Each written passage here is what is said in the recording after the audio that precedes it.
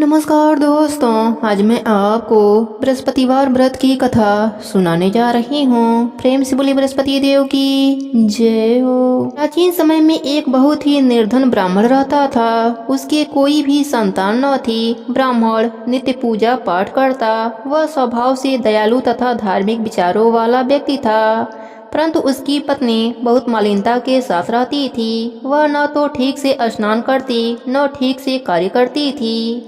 अपने पत्नी की ऐसी आदत के कारण ब्राह्मण देवता बहुत ही दुखी रहते थे।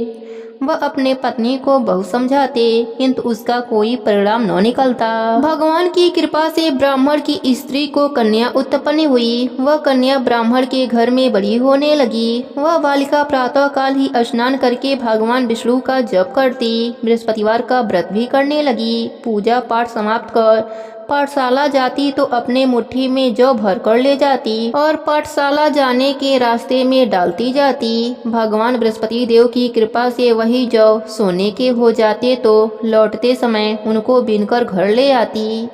एक दिन वह बालिका सूप में उन सोने के जौ को फटक कर साफ कर रही थी कि तभी उसकी माँ ने उसे देखा और कहा, हे बेटी, सोने के जौ को फटकने के लिए सूप भी तो सोने की होनी चाहिए। दूसरे दिन बृहस्पतिवार का दिन था। कन्या ने व्रत रखा और भगवान बृहस्पति देव से प्रार्थना करने लगी, हे प्रभु, यदि मैंने सच्चे मन से श्रद्धा पूर्वक आपका पूजन एवं व्रत किया हो तो कृपया मुझे सोने का सूप दे दीजिए। बृहस्पति देव ने उसकी प्रार्थना स्वीकार कर लिया।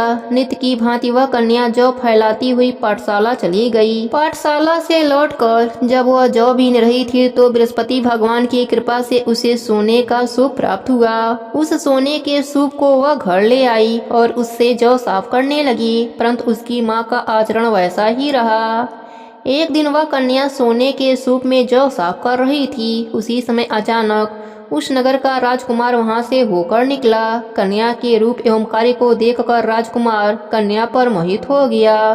राजमहल लौटकर राजकुमार अन्न और जल त्याग कर उदास होकर लेट गया। राजा को जब अपने पुत्र द्वारा अन्न जल त्यागने का समाचार ज्ञात हुआ तो अपने मंत्री के साथ वह राजकुमार के पास गए और बोले, हे बेटा, तुम्हें किस बात का दुख है? किसी ने तुम्हारा अपमान किया है अथवा कोई और कारण है? मुझे बताओ, मैं वही करूँगा जिससे तुम प्रसन्न हो जाओ। राजकुमार ने अपने पिता की बातें सुनी तो वह बोला, आपकी कृपा से मुझे किसी भी प्रकार का कोई कष्ट नहीं है। किसी ने मेरा अपमान भी नहीं किया है, परंतु मैं उस कन्या के साथ विवाह करना चाहता हूँ जो सोने के सूप में जौ फटक रही थी। यह सुनकर राजा आश्चर्य में पड़ गया और बोला, हे राजकुमार, इस तरह की कन्या का पता तुम लगाओ, मैं तुम्हारा विवाह उसके साथ अवश्य करवा दूंगा। तब राजकुमार ने प्रसन्न होकर राजा को उस ब्राह्मण कन्या के घर का पता बताया। राजा के आदेश पर मंत्री उस कन्या के घर गए और राजा का आदेश ब्राह्मण को कह सुनाया। कुछ ही दिन बाद ब्राह्मण कन्या का विवाह राजकुमार के साथ हो गया। घर से कन्या के विदा होते ही उस ब्राह्मण के घर में पहले की तरह निर्धनता वास करने लगी। अब भोजन के लिए अनाज भी बड़ी मुश्किल से मिलता था।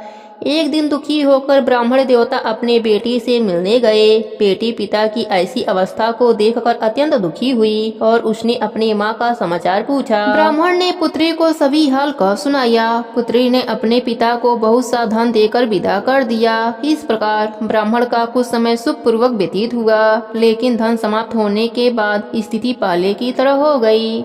ब्राह्मण फिर अपने पुत्री के वहां गया और उससे सभी हाल कह सुनाया। पुत्री बोली, हे पिताजी, आप अपने साथ माताजी को यहाँ लाओ, मैं उन्हें यह विधि बता दूंगी जिससे दरिद्रता दूर हो जाए। ब्राह्मण देवता अपने पत्नी को साथ लेकर राजमहल अपने पुत्री के पास पहुँचे तो पुत्री अपने माँ को समझाने लगी, हे माँ, तुम सुबह उठकर सर्वप्रथम स्नान आदि करके भगवान विष्णु का पूजन किया करो तो सब निर्धनता दूर हो जाएगी। परंतु उसकी माँ ने उसकी एक न माने। वह सुबह उठकर सर्वप्रथम अपनी पुत्री का बचा हुआ जूठन खा लेती थी।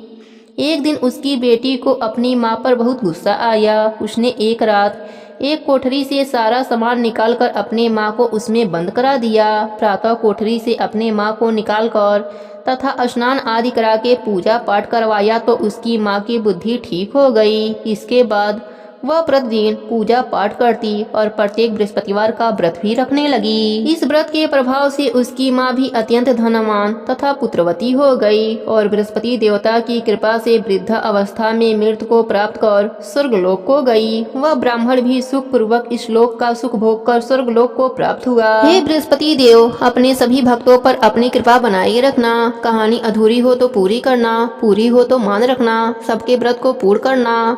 प्रेम से बोली बृहस्पति देव की जय हो। अब सुनते हैं व्रत की आरती। कपूरे गौरम करुणावतारम संसारे सारम भुजगेन्द्रहारम सदा वसंतम हृदयारविन्दे भवं भवानी सहितं नमामि। तमेव माता च पिता तमेव बन्धुश्च सखा तमेव विद्या द्रविणं तमेव सर्वं मम देव देव। जय बृहस्पति देवा, ओम जय बृहस्पति देवा। छिन छिन भोग लगाऊं कदली फल मेवा। तुम पूरे परमात्मा तुम अंतर्यामी, जगत पिता जगदीश्वर तुम सबके स्वामी। जय बृहस्पति देवा, ओम जय बृहस्पति देवा। चरणामृत निज निर्मल सबे पातक हरिता, सकल मनोरथ दायक कृपा करो भरता। जय बृहस्पति देवा, ओम जय बृहस्पति देवा। तने मने धने अर्पण करी जो जन शरण पड़े, प्रभु प्रकट तब हो कर आकर द्वारे खड़े। ओम जय बृहस्पति देवा, जय बृहस्पति देवा। दीन दयाल दया निधि भक्तन हितकारी, पापे दोष सब हरता भव बंधन हारी। जय बृहस्पति देवा, ओम जय बृहस्पति देवा। सकल मनोरथ दायक सब संशय हारी, विषय विकार मिटाओ संतन सुखकारी। जय बृहस्पति देवा, ओम जय बृहस्पति देवा। जो कोई आरती तेरी प्रेम सहित गावे, जेठानंद आनंद करे सो निश्चय पावे। जय बृहस्पति देवा, ओम जय बृहस्पति देवा। सब प्रेम से बोलिए बृहस्पति भगवान की जय हो, विष्णु भगवान की जय हो।